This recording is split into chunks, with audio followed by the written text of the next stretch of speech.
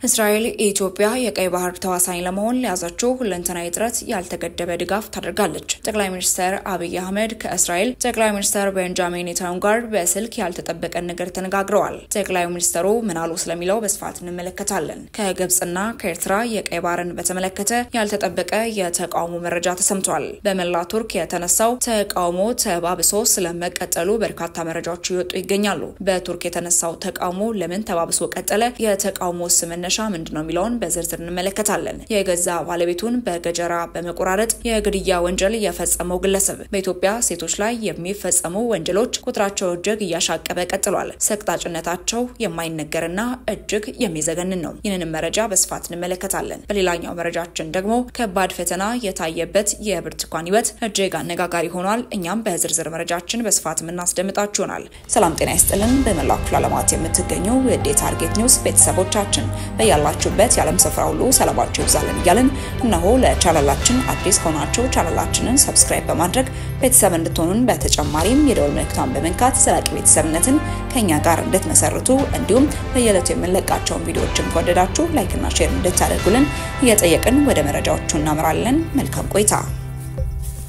የግብጽ ፕሬዝዳንት አብዱል ፈታህ አልሲሲ እና የኤርትራ የውጭ ጉዳይ ሚኒስትር ኦስማን ሳለ የቀይ ባህር ወሰን የሌላቸው ሀገራት ተሳትፎን እንደማይቀበሉ ገለጹ። በተጨማሪም ቀይ ባህርን መጠበቅና ማስተዳደር በዋናነት የባህር ድንበር ተሻጋሪ ሀገራት ተግባር እንዲሆንም አሳስበዋል። ሁለቱ ባለስልጣናት ይህንን የገለጹት መጋቢት 14 ቀን 2017 ዓ.ም በካይሮ በቀጠናዊ መረጋጋት ጉዳይ ለሶማሊያ ድጋፍ በሚያደርጉበት መንገድ ስለ ሱዳን ወቅታዊ ሁኔታና ስለ ቀይ ባህር ደህንነት ዙሪያም መከሩበት ወቅት መሆኑን የግብጽ መገናኛ ብዙሃን በዘገባቸው አስታውቀዋል። የኤርትራ ውጭ ጉዳይ ሚኒስትር ኦስማን ሳለ ከፕሬዝዳንት ኢሳያስ አፈወርቂ የተላከ መልእክት ለግብጹ ፕሬዝዳንት አልሲሲ መስጠታቸውን የጠቀሙት ዘገባዎቹ የፕሬዝዳንት ኢሳያስ አፈወርቂ መልእክትም በሁለቱ ሀገራት ሁለትዮሽ ግንኙነትና የጋራ በሆኑ አስፈላጊ ጉዳዮች ላይ ያተኮረ ነው ሲሉም ገልጸዋል። በውይይቱ ወቅትም የግብጹ የውጭ ጉዳይ ሚኒስትር ዶክተር ባድር አብዱላቲ እናም የሀገሪቱ የደህንነት ሹም ሜጀር ጀነራል ሐሰን ራሽድ መገኘታቸውን ዘገባዎቹ ማመላክተዋል።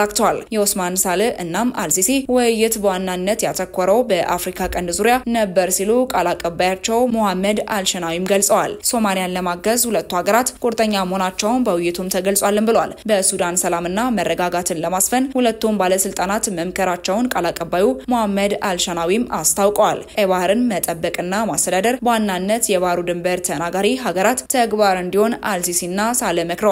የቀይ ባህር ወሰን የሌላቸው ሀገራት ተሳትፎን እንደማይቀበሉትም ገልጿል ሲሉ የግብጽ ፕሬዝዳንት ቃል አቀባይ መናገራቸውንም ዘገባዎቹ አካተዋል። ጠቅላይ ሚኒስትር አብይ አህመድ ባሳለፍነው ሳምንት ለህዝብ ተወካዮች ምክር ቤት አባላት ለቀረቡላቸው ጥያቄዎችም በሰጡት ምላሽና ማብራሪያ ሰሞኑን ከኤርትራ መንግስት ጋር ግጭት ይፈጠራል የሚል ስሞታዎች ይሰማል፣ ኢትዮጵያ ለቀይ ባህር ስትል ኤርትራን የመውረር ፍላጎት የላትም ማለታቸውን የተመለከተ ዘገባ ማቅረባችን ይታወሳል። አክለውም ኢትዮጵያ ያላት ፍላጎት እንነጋገር ነው፣ ሰጥቶ መቀበል ባለበት በገበያና ህዝባችንን በሚጠቅም መርህ ይህንን ችግር ልባት እናበጃለን፣ እንወያይ እንጂ እንዋጋለን አላልንም ሲሉ መደመጣቸው ይታወቃል። የቀይ ባህር ፍላጎታችን ከኤርትራ፣ ከሶማሊያ፣ ከግብጽ፣ ከኬንያ የሚያጣላ የሚያዋጋ መሆን የለበትም ያሉት ጠቅላይ ሚኒስትሩ ለሁላችንም በቂ ነው ብለዋል። በተመሳሳይ ባሳለፍነው ወር መገባደጃ የካቲት 30 2017 ዓ.ም የኤርትራ የውጭ ጉዳይ ሚኒስትር ኦስማን ሳለ ወደ ሪያድ በማቅናትም የፕሬዝዳንት ኢሳያስ አፈወርቂ መልእክት ለሳውዲ አረቢያ አልጋ ወራሽ ቢን ሳልማን ማድረሳቸውን የሀገሪቱ የማስታወቂያ ሚኒስቴር መረጃም ያሳያል። ኤርትራ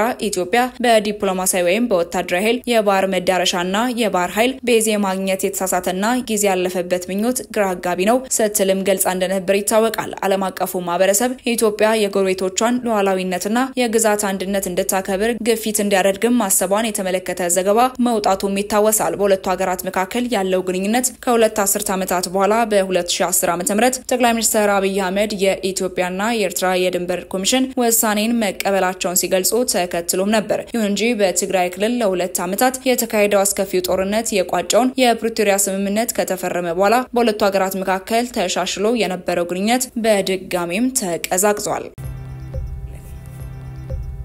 ከባድ የህይወት ፈተና የታየበት የብርቱካን ህይወት። ብርቱካን ተወልዳ ያደገችው ምዕራብ ጎጃም ስናን ወረዳ ነው። ብርቱካን አባቷ መሰደዱንና እናቷ በወሊድ ምክንያት ህይወቷ ማለፉን ትናገራለች። ብርቱካን እስከ 8 ዓመት አያቷ ጋር ካደገች በኋላ የሰው ቤት ገብታ እየሰራች ትምህርቷን እየተማረች ነበር። እስከ 8ኛ ክፍል የደረጃ ተማሪ በመሆን የተሸለመችው ብርቱካን ቤት ውስጥ ከምትሰራው ከባድ ስራ ጎን ለጎን ትምህርቷን ቀጥላ የ12ኛ ክፍል መልቀቂያ ፈተናን ወስዳ ዩኒቨርሲቲ በፋርማሲ ዲፓርትመንት ትምህርቷን ጀመረች።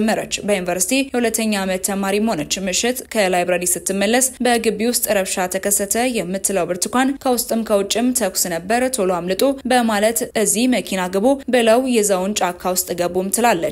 የፈለግናችሁ ለስልጠና ነው አብራችሁን ትሆናላችሁ ብለውን ጫካ አስቀምጡን። በጣም የመከራ ጊዜ ነበር። የሚበላ የሚጠጣ ማግኘትም አስቸጋሪ ነበርም ትላለች። ብርቱካን ጊዜው ሄዶ ዓመት ከ6 ወር ተቆጠረ። አሁን ስራችንን እንጀምር በማለት የሁላችንንም ልብስ አውልቀው አሰልፉን። እኔ 6ኛ ነበርኩኝ። እየተፈራረቁ ነበር የሚደፍሩን። ከዚያ በኋላ ሰውነቴ ደንዝዟል፣ በፌሮ ይወጉት ነበርም ብላለች። በ6ኛ ቀኔ ስነቃ ደም እየፈሰሰኝ ነበር። ነገ ህይወቴ ይለወጣል፣ ነገ ጥሩ ቦታ ደርሳለሁ ያልኩኝ ልጅ መጨረሻው እንደዚህ ሲሆን በጣም ከፋኝ። ህይወቴን በምን መልኩ ነው የምቀጥለው? አይዞሽ የሚለኝ ሰው የለም። መጨረሻ ላይ የጎዳና ተዳዳሪ ነው የሆንኩትም ትላለች። ከተደፈረች በኋላ በማርገዟ ልጅ ወልዳለች። እሷም ታማሚ ናት። መለወጥ፣ መደገፍ፣ ህይወቷን ድጋሚ እንዲመለስም ተስፋ እንዲኖራትም ትፈልጋለች። ብርቱካን ከኢቢኤስ ጋር በነበራት ቆይታ ስለ ህይወቷ በርካታ ነገሮችን ያብራራች ሲሆን ይህም ጉዳይ በርካቶችን ደምንባ ማራጅቷል። ወደ ቀጣይ መረጃችን ስናመራ እስራኤል ኢትዮጵያ የቀይ ባህር ተዋሳኝ ለመሆን ለያዘችው ለንተናዊ ጥረት ያልተገደበ ድጋፍ ታደርጋለች። ቤንጃሚን ኔታንያሁ የእስራኤል ጠቅላይ ሚኒስትር ይህንን ብለዋል። ዛሬ ጠዋት ጠቅላይ ሚኒስትር አብይ አህመድ ከእስራኤል ጠቅላይ ሚኒስትር ቤንጃሚን ኔታንያሁ ጋር በስልክ ተነጋግረዋል። ሁለቱ መሪዎች በአፍሪካ ቀንድ በተለይም በቀይ ባህር ቀጠና እያደገ የመጣውን ሽብርተኝነት በጋራ ለመፋለም በሚችሉበት ዙሪያ ሰፊ ምክክር ያደረጉ ሲሆን ኢትዮጵያ የቀይ ባህር ተዋሳኝ ሀገር ለመሆንም በመታደርገው ሁለንተናዊ ትግል እስራኤል ከኢትዮጵያ ጎን እንደምትቆም ለጠቅላይ ሚኒስትር አብይ አህመድም አረጋግጠውላቸዋል። በስልክ ልውውጣቸው መጨረሻ የእስራኤል ጠቅላይ ሚኒስትር ቤንጃሚን ኔታንያሁ ለኤፍዲ ጠቅላይ ሚኒስትር አብይ አህመድ የጉብኝት ግብዣ ያቀረቡላቸው ሲሆን ጠቅላይ ሚኒስትር አብይ አህመድ በተመሳሳይ ቤንጃሚን ኔታንያሁ ኢትዮጵያን እንዲጎበኙ ጥሪ ማቅረበውላቸዋል። ሁለቱ ሀገራት በኤነርጂ፣ በመሰረተ ልማት ግንባታ፣ በግብርና፣ በማዕድናት፣ በቱሪዝምና ንግድ ዘርፎች በጋራ ለመስራትም ውል ማሰራቸው ይታወቃል። ባለቤቱን በገጀራ በመቆራረጥ የግድያ ወንጀል የፈጸመው ግለሰብ በቁጥጥር ስር መዋሉን ፖሊስ አስታወቀ። በወንጀል አድራጊነት ተጠርጥሮ አሁን ሸካ ፖሊስ ጣቢያ የሚገኘው የማጃንግ ዞን የጎደሬ ወረዳ ጭሚ ቀበሌ ነዋሪ የሆኑት አድማሱ አዱ በርኩ የተባለ ግለሰብ አለሚቱ የተባለችውን ግለሰብ ጋር ትዳር መስርተው አብረው በመኖር ላይ እንደነበሩ የወረዳው ፖሊስ መረጃ አመላክቷል። የሸካ ወረዳ ፖሊስ ጽፈት ቤት ወንጀል መከላከል ኢንተለጀንስ ማስተባበሪያ ስራ ክፍል ኃላፊ ሳጅን ኤፍሬም ታምሩ እንደገለጹት ግለሰቡ ወንጀሉን ማጃንግ ዞን ጎደሬ ወረዳ በመፈጸም ሸካ ወረዳ ጀምዶስ ቀበሌ በአንድ ግለሰብ ቤት ውስጥ ተደብቆ እንዳለ በቁጥጥር ስር መዋሉን ገልጸዋል። በወንጀል አድራጊነት ተጠርጥሮ በቁጥጥር ስር የሚገኘው አዱ በርኩ ባለቤቱን ወይዘሮ አለሚቱን በገጀራ የተለያዩ ቦታዎች ላይ ቆራርጦ የግድያ ወንጀል መፈጸሙን ገልጸዋል። ሳጅን ኤፍሬም እንደገለጹት ግለሰቡ ወንጀል ፈጽሞ መደበቁን ከህብረተሰቡ በደረሰው መረጃ የወረዳው ፖሊስ ክትትል በማድረግ መጋቢት 10 ቀን 2017 ዓ.ም በቁጥጥር ስር መዋል ችሏል። ግለሰቡ ለወረዳው ፖሊስ በሰጠው ቃል መሰረት በመጠጥ መንፈስ ተነሳስቶ ወንጀሉን መፈጸሙን የገለጸ ሲሆን ለጎደሬ ወረዳ ፖሊስ ተላልፎ እንደሚሰጥም ጠቁመዋል። በወረዳው ያለውን ሰላም ለማጽናት ፖሊስ ስለ ወንጀል አስከፊነት በግንዛቤና ትምህርት ስራዎችም ወንጀልን አስቀድሞ ከሚሰራው የመከላከል ስራ ባሻገርም የድንበር ተሻጋሪ ወንጀለኞችን አሳዶ በመያዝ ለህግ አሳልፎ በመስጠት በትኩረት እየሰራ እንደሚገኝም ገልጿል። ኢትዮጵያ ውስጥ በተደጋጋሚ እንደዚህ አይነት ዘግናኝና ለጆሮ የሚከብዱ ድርጊቶች እየተፈጸሙ ይገኛሉ። ሴቶች ላይ የሚፈጸሙ ወንጀሎችም አሁንም ተበራክተው ቀጥለዋል። ወደ መጨረሻው መረጃችን ስናመራ የፕሬዝዳንት ጣይብ ረሲፕ ኤርዶዋን ቀንደኛ ተቀናቃኝ በሙስና ተጠርጥረው መታሰራቸውን ተከትሎ በመላው ቱርክ የተነሳው ከፍተኛ ተቃውሞ ተባብሶ ቀጥሏል። ኤክሬም ኢማምጉሉ የኢስታንቡል ከንቲባ ሲሆኑ ባለፈው ከ3 ዓመት በኋላ ለሚካሄደው ምርጫ የሪፐብሊካን ፒፕልስ ፓርቲ እጩ ሆነው እሁድ ዕለትም ይመረጣሉ ተብሎ ይጠበቅ ነበር።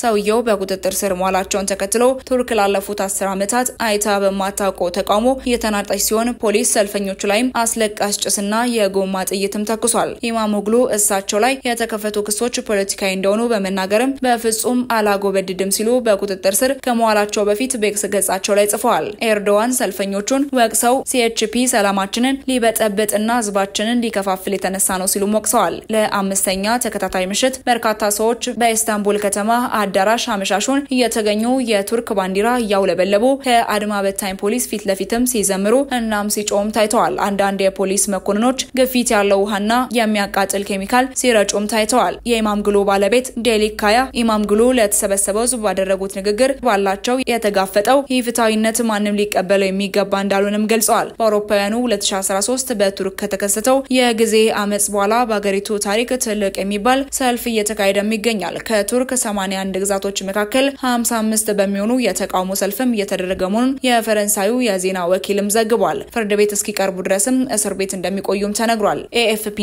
የሀገር ውስጥ መገናኛ ብዙሃን ወደ ሲልቪሪ እስር ቤት ተወስደዋል ሲሉም ዘግበዋል። ኢማሞግሉ በቀረበባቸው ክስ ምክንያት ከከንቲባነታቸው መነሳታቸውን የቱርክ የሀገር ውስጥ ሚኒስተር ባወጣው መግለጫም ጠቁሟል።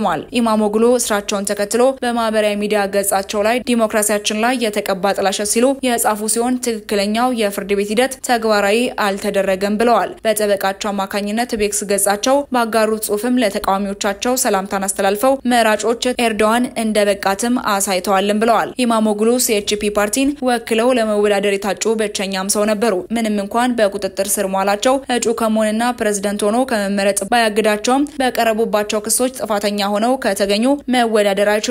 እሁድ እጩዎችን ለመምረጥ በርካታ ቱርካውያን ወጥተው ድምጻቸውን ሰጥተዋል። ዴሊካያ ኢማሞግሉም ድምጽ ሲሰጡ የሚያሳይ ፎቶም አጋርተዋል። ኢማሞግሉ የወቅቱን የቱርክ ፕሬዝዳንት ኤርዶዋንን ሊሞግቱ እንደሚችሉም ይጠበቃል። ኤርዶዋን በጠቅላይ ሚኒስተርና ፕሬዝዳንትነት ቱርክን ላለፉት 22 ዓመታትም አገልግለዋል። በቱርክ ህገ መንግስት መሰረት ኤርዶዋን በአውሮፓውያኑ 2028 በሚደረገው ምርጫ መወዳደር አይችሉም ተብሏል። ወደ ተመልካቾቻችን ለእሳቱ የነበሩ መረጃዎቻችን እኚህን ይመስሉ ነበር። አብራችሁን ስለነበራችሁ እጅግ አድርገን እናመሰግናለን። በቀጣይ መረጃችን እስክንገናኝ ድረስ ቸር ቆዩልን።